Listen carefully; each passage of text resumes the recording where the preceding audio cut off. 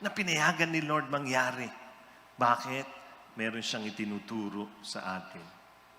Let me show you this man. This man is very, very popular. Let me tell you his story. His name is Joe Girard. Napakasikat po niyan. Kilala niyo ba siya?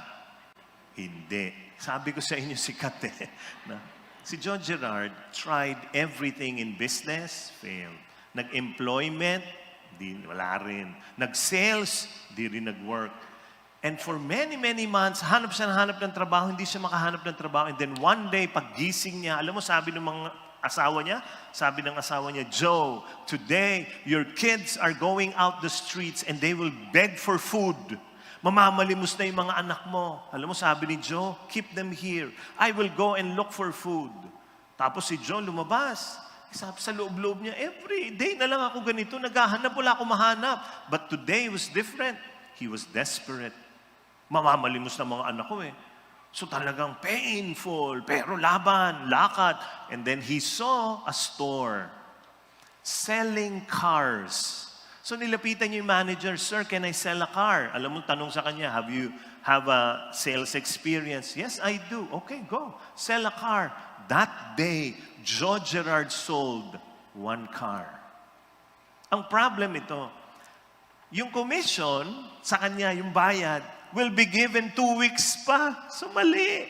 Sabi niya, ala. So he talked to the manager and he said, can I borrow money because my family is going to die of hunger. Bayara kita 2 weeks. Binigyan siya.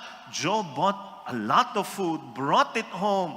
Alam niyo, pagdating niya sa bahay, nilatag niya sa lamesa. Tapos yung mga anak niya at asawa niya devoured the food.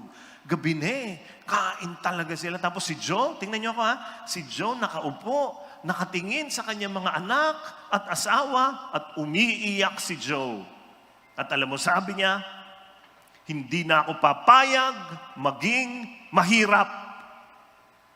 Nagtagalog. Grabe talaga.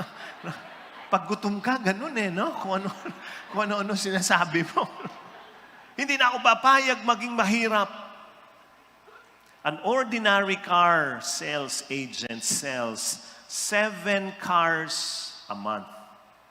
Joe Girard sells 6 cars a day. Nasa Guinness Book of World Records si Joe Girard. Sabi ko sa inyo, sikat yan eh. Hindi lang kayo nagbabasa. Ha? Saan galing yon? Pain. Natuto na siya. Hindi na ako papayag. Kaya minsan pinapayagan ni Lord yung sakit natin. Bakit? Kasi matututo ka. Hanggat hindi mo nadadaanan, hindi ka natututo eh. So what do we do? Please do not waste the pain of your failures.